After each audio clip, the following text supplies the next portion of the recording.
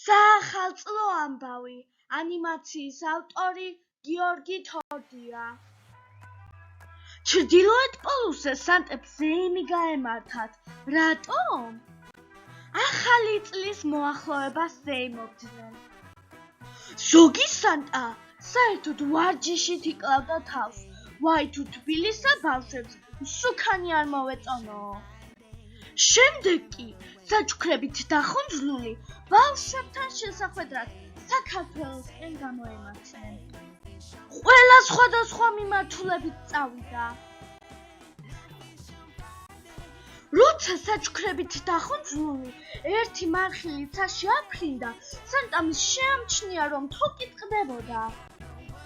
სანამ რამეს იხონებდა, თოკი გაწყდა და ბზრიალით დაეშვა დილით. დააღონდა თოვლის პაპა, აღარ იცოდა რა ექნა. უეცრად მთებიდან გიგანტური ბუგა მოფრინდა, შორი ახლოს ჩამოჯდა და კითხვა დაიწყო.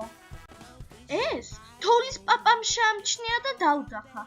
ბატონო დამეხმარე, მარხილი გამიწყდა, ბავშვებთან მაგვიანდება. ჰა, მე როგორ უნდა დაგეხმარო? შენ ხომ ბრძენი ხარ, მოიფიქრე რამე გთხოვ.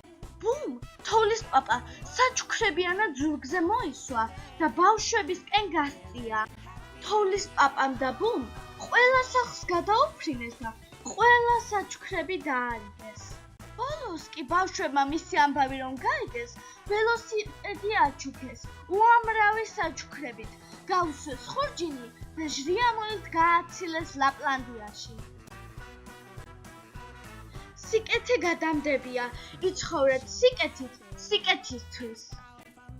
დასასრული. გილოცავთ დამდეგ 2025 წელს.